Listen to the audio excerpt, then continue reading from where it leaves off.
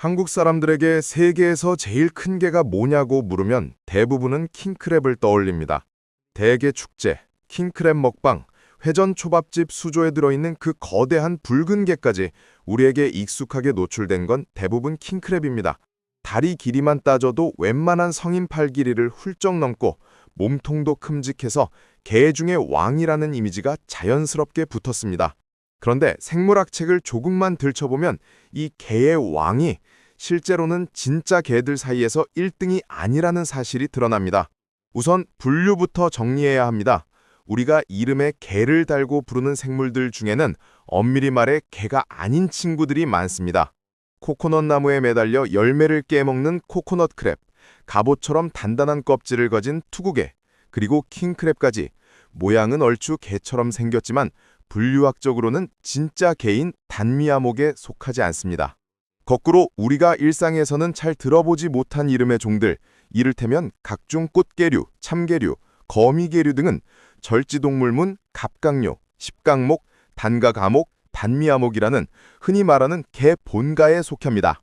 이 단미암목 안에서 크기 하나로 전 세계를 제압하는 종이 바로 일본 거미개입니다. 이름 그대로 거미처럼 긴 다리를 가진 거대한 개입니다. 일본 거미개의 서식지는 일본 혼슈 남쪽 연안, 득해 수심 수백 미터에 이르는 깊은 바다입니다. 성체 기준으로 등딱지 폭이 약 30cm에서 40cm에 이르고 양쪽 다리를 끝까지 펼쳤을 때의 길이가 3m를 넘고 기록에 따라 3.5m 전후까지 나왔다고 알려져 있습니다. 우리 키와 비슷하거나 그 이상의 다리 길이를 가진 셈입니다. 몸무게도 최대 19kg에 달하는 개체가 보고되어 상업적으로 잘 알려진 킹크랩의 평균보다 훨씬 무겁습니다. 그림으로만 보면 작은 몸통에서 무지막지하게 긴 다리 8개가 사방으로 뻗어나간 모습입니다. 마치 철제 구조물에 작은 중심부만 솟아있는 것 같기도 하고 멀리서 보면 이게 진짜 생물인가 싶을 정도로 비율이 비현실적입니다. 수족관에서 실제 개체를 보면 유리창 바로 앞까지 뻗어오는 다리 길이에 먼저 압도당하고 그 다음에야 이게 진짜 세계에서 제일 큰 개구나 라는 실감이 듭니다. 겉모습만 보면 누구나 한 번쯤은 괴수 영화 속 몬스터를 떠올리게 됩니다. 하지만 이 기괴한 외형 뒤에는 나름대로의 생물학적 이유와 생태적 역할이 숨겨져 있습니다. 일본 거미개를 이해하려면 왜 이 종이 이런 비율을 갖게 되었는지, 어떤 환경에서 어떤 방식으로 살아가고 있는지, 그리고 인간과 어떤 관계를 맺어왔는지까지 차근차근 들여다볼 필요가 있습니다. 일본 거미개의 체형은 나이를 먹을수록 점점 더 비현실적으로 바뀝니다. 어린 개체일 때는 다리가 길어도 어느 정도 균형이 맞습니다. 우리가 알고 있는 일반적인 꽃게나 참게보다 다리가 조금 더 길고 가늘다는 느낌 정도입니다. 그런데 성체가 되고 그 이후의 인생이 길어질수록 비율이 서서히 무너집니다. 개와 바닷가재 같은 갑각류는 몸을 키우려면 계속 탈피를 해야 합니다. 단단한 껍질을 한꺼풀 벗고 그 안에서 더 커진 몸이 나오는 방식입니다. 일본 거미개도 마찬가지인데 여기서 특이한 점이 발생합니다. 어느 시점 이후부터는 등딱지, 즉 갑각의 가로 세로 크기가 거의 더 커지지 않는다는 것입니다. 반면 10개의 다리, 특히 집게다리를 포함한 앞다리와 보행다리는 탈피를 할 때마다 조금씩 더 길어지는 것으로 보고되어 있습니다. 결과적으로 나이가 들수록 몸통은 그대로인데 다리만 계속 자라나게 됩니다. 10대에는 비율이 그럭저럭 맞던 아이가 60대가 되자 갑자기 팔과 다리만 2배가 되어버리는 상황을 생각해보면 됩니다. 일본 거미개의 성체 중에서도 고령 개체는 작은 몸통 하나에 말도 안 되게 긴 다리 8개가 달린 모습으로 바다바닥을 느릿느릿 기어다닙니다. 여기에는 성별 차이도 섞여 있습니다. 수컷의 경우 앞쪽 집게다리가 나머지 다리보다 훨씬 길게 자라는 경향이 있습니다. 암컷은 다른 개들처럼 집게다리가 보행다리보다 짧거나 비슷한 수준인데 수컷은 집게다리가 보행다리를 압도적으로 넘어서는 길이를 가지기도 합니다. 다리 길이 그 자체가 짝짓기 경쟁에서 쓰이는 과시 요소일 가능성이 제기되지만 아직까지 이렇게까지 길 필요가 있었나 싶을 정도의 과장이 있는 것도 사실입니다. 그렇다면 이 길쭉한 다리로 일본 거미개는 무엇을 하며 살아갈까요? 놀랍게도 사람들 상상 속 괴수 이미지와 달리 일본 거미개는 공격적인 포식자라기보다는 해저의 청소부에 가깝습니다. 주된 먹이는 바다 바닥에 쌓여있는 유기물, 죽은 물고기나 다른 해양 생물의 사체, 썩은 고기 조각들입니다. 여기에 해조류나 조류 같은 식물성 먹이도 곁들여 먹습니다. 즉, 이 거대한 다리와 집게를 갖고도 실제 생활에서는 눈에 띄는 찌꺼기를 집어들어 천천히 입으로 가져가는 동작이 반복될 뿐입니다. 물론 조개나 페류처럼 껍질이 단단한 먹이를 깨먹는 데는 이 집게가 꽤 유용합니다. 다만 우리가 흔히 상상하는 바닷속에서 물고기나 다른 개들을 쫓아다니며 사냥하는 몬스터라는 모습과는 거리가 멉니다. 서식 환경도 이런 생활 방식과 잘 맞아떨어집니다. 일본 거미개는 대체로 수심 200에서 300m 정도의 깊은 바다에서 생활하고 보고에 따라 최대 800에서 900m까지 내려가는 개체도 있다고 알려져 있습니다. 햇빛이 거의 닿지 않는 어둡고 차가운 바닥, 조류와 부유물들이 쌓이는 환경에서 느릿느릿 돌아다니며 먹을 수 있는 것은 무엇이든 주워 먹는 식입니다. 빠르게 추격해 먹이를 잡아야 하는 포식자와는 달리 장거리 이동보다는 오래 버티면서 조금씩 먹고 사는 방식에 더 특화되어 있다고 볼 수 있습니다. 그래서 일본 거미개를 실제로 다루는 수산 및 해양 분야에서는 이 종을 바다바닥을 청소해주는 분해자이자 깊은 해역 생태계의 한 축이라고 설명하는 경우가 많습니다. 겉모습만 보면 공포의 몬스터 같지만 속을 들여다보면 역할은 의외로 차분하고 소박한 셈입니다. 일본 거미개를 이야기할 때 빼놓을 수 없는 부분이 바로 수명입니다. 정확한 최장 수명을 단정하긴 어렵지만 대체로 수십 년 이상, 길게는 100년 가까이 살 수 있는 장수종으로 추정됩니다. 깊은 바다라는 환경 자체가 온도가 낮고 변화가 적어 대체로 생물들의 성장 속도가 느리고 수명이 긴 경우가 많습니다. 일본 거미개도 그 대표적인 예 가운데 하나입니다. 하지만 오래 산다는 것이 곧 안전하다거나 노화가 없다는 뜻은 아닙니다. 일본 거미개가 나이를 먹으면서 겪는 가장 큰 위험은 역설적으로 성장을 위해 필요한 탈피 과정입니다. 탈피는 이미 단단히 굳은 갑각 안에서 몸이 더 자라나면서 더 이상 그 갑각에 맞지 않게 되었을 때 이루어집니다. 그 순간이 오면 갑각과 살 사이에 틈이 생기고 개체는 그 좁은 틈으로 몸을 빼내야 합니다.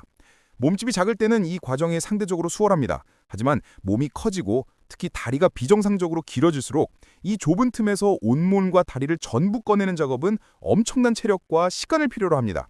실제로 많은 고령의 일본 거미개가 탈피 도중에 체력을 소진해 죽거나 다리가 부러지거나 몸이 일부 찢어지는 등 치명적인 손상을 입고 생을 마감하는 것으로 알려져 있습니다. 또 하나의 문제는 탈피 간격입니다. 어린 시절에는 비교적 자주 탈피를 하지만 나이가 들수록 탈피 주기가 길어집니다. 탈피 사이의 기간이 길어지면 오래된 갑각에는 상처와 균열이 점점 늘어납니다. 이 틈으로 세균이나 기생충이 들어가 감염을 일으키기도 하고 갑각 자체가 약해져 방어 기능도 떨어집니다. 결국 탈피를 자주 하면 위험하고 탈피를 너무 안 해도 위험한 모순적인 상황을 안고 사는 셈입니다. 그럼에도 불구하고 일본 거미개는 손상된 다리를 다시 재생할 수 있는 재생 능력을 갖고 있습니다. 탈피를 할 때마다 조금씩 손상된 부분을 회복하고 잘려나간 다리가 서서히 다시 자라납니다. 다만 완전히 원래 길이만큼 회복되기까지는 여러 차례의 탈피와 오랜 시간이 필요합니다. 깊은 바다에서 이런 재생을 반복하며 살아가는 과정 자체가 이 종의 장수와 느린 삶의 속도를 잘 보여줍니다. 번식 방식도 높은 생존 전략과 연결돼 있습니다. 일본 거미개 암컷은 한반 산란할 때 수십만에서 많게는 100만 개가 넘는 알을 낳는 것으로 알려져 있습니다. 숫자만 보면 엄청난 번식력입니다. 하지만 자연 상태에서는 이 알과 유생의 대부분이 다른 해양 생물의 먹이가 됩니다. 실제로 성체까지 살아남는 개체는 극히 일부에 불과합니다. 일본 거미개는 산란 시기에 깊은 바다에서 다소 얕은 수심대로 올라옵니다. 수심 50m 전후의 바다는 깊은 심해보다는 온도가 높고 햇빛도 어느 정도 도달합니다. 부유 생활을 하는 유생에게는 이쪽 환경이 생존에 조금 더 유리합니다. 그래서 특정 시기가 되면 평소 어둡고 차가운 심해에 흩어져 있던 개체들이 상대적으로 얕은 해역으로 모이는 움직임을 보입니다. 이 시기는 일본 거미개에게 있어서는 번식과 다음 세대를 준비하는 중요한 시기이지만 동시에 인간에게는 잡기 쉬운 시기이기도 합니다. 배를 깊은 심해까지 띄우지 않아도 수심 수십 미터에서 많은 개체를 한꺼번에 포획할 수 있게 되기 때문입니다. 이 지점에서 일본 거미개의 수명과 번식 전략에 인간의 변수, 즉 어업 압력이 얹혀지면서 이야기가 크게 달라지게 됩니다. 일본 거미개와 인간의 관계는 시대에 따라 크게 달라져 왔습니다. 한때 이 거대한 개는 모양은 크지만 굳이 찾아 먹을 정도의 맛은 아니다라는 평가를 받았습니다. 살이 다소 물렁하고 맛이 담백해서 진한 맛을 선호하는 사람들에게는 매력도가 떨어졌기 때문입니다. 그 시절에는 어부들의 그물에 걸려도 큰 관심을 받지 않고 상업적 가치도 높지 않았습니다. 하지만 시간이 흐르며 상황이 변했습니다. 관광과 해산물 소비가 다양해지고 이색적인 대형 갑각류를 한 번쯤 먹어보고 싶다는 수요가 생기면서 일본 거미개는 점차 식탁과 숙조관의 전면으로 올라오게 됐습니다. 일본 연안의 일부 지역에서는 일본 거미개를 내세울 음식점과 관광 상품이 등장했고, 대형 숙조관에서는 세계 최대급 게를 내세워 관람객을 끌어모으기 시작했습니다. 맛 자체는 지금도 킹크랩이나 코코넛 크랩에 비해서 상대적으로 심심하다는 평가가 많지만, 소스나 조리법으로 충분히 보완 가능하다는 인식이 퍼지면서 가격은 킹크랩보다 상대적으로 낮고 크기와 비주얼은 압도적이다라는 장점이 주목받기 시작했습니다. 한국인 입장에서는 일본 여행 중 어시장이나 관광지에서 만나게 되는 조금 낯설지만 눈에 확 들어오는 존재가 된 셈입니다. 문제는 여기서부터입니다. 사람의 소비와 관광 수요가 늘어나면 거의 예외 없이 어업 압력이 커집니다. 일본 거미개도 예외가 아니었습니다. 특히 산란기 전후 수심이 얕아지는 시기에 집중적으로 포획이 이루어지면서 일부 해역에서는 개체수 감소가 눈에 띄게 나타나기 시작했습니다. 예전 기록과 비교했을 때 잡히는 개체의 평균 크기가 줄어들었다는 보고도 이어졌습니다. 이는 곧 충분히 자라기 전에 너무 많이 잡힌다는 신호이기도 합니다. 이런 문제를 완화하기 위해 몇 가지 보호, 관리 조치가 도입되고 있습니다. 대표적으로 산란기와 짝짓기가 집중되는 특정 기간에는 일본 거미개 어입을 제한하거나 금지하는 제도가 시행됩니다. 최소 체장 규정을 통해 일정 크기 이하의 개체는 잡지 못하게 하는 방식도 활용됩니다. 번식에 참여할 수 있는 성체 개체들이 어느 정도는 바다에 남아있도록 보장하는 장치들입니다. 또 하나의 축은 인공부화와 방류입니다. 앞서 말했듯 암컷 한 마리가 낳는 알의 수는 매우 많지만 자연 상태에서는 대부분이 다른 생물의 먹이가 됩니다. 이를 보완하기 위해서 일부 지역에서는 알과 유생을 인공시설에서 일정 크기까지 키운 뒤 생존 가능성이 높아진 시점에 다시 바다에 방류하는 방법을 시도하고 있습니다. 이런 방식은 단기간에 극적인 효과를 내기보다는 장기적으로 개체군을 안정시키는 완충장치 역할을 하는 경우가 많습니다. 한국인의 입장에서 일본 거미개를 바라보면 이 종은 조금 묘한 위치에 있습니다. 국내 연안에서는 볼 수 없고 직접 접하려면 일본 숙조관이나 어시장을 찾아가야 합니다. 그렇다고 전혀 상관없는 먼 나라 생물이라고 보기에도 애매합니다. 한국 해산물 문화에서 개는 대게, 홍게, 꽃게처럼 이미 굉장히 친숙한 존재이고 세계에서 가장 큰 개라는 타이틀을 가진 일본 거미개는 자연스레 비교와 호기심의 대상이 되기 때문입니다.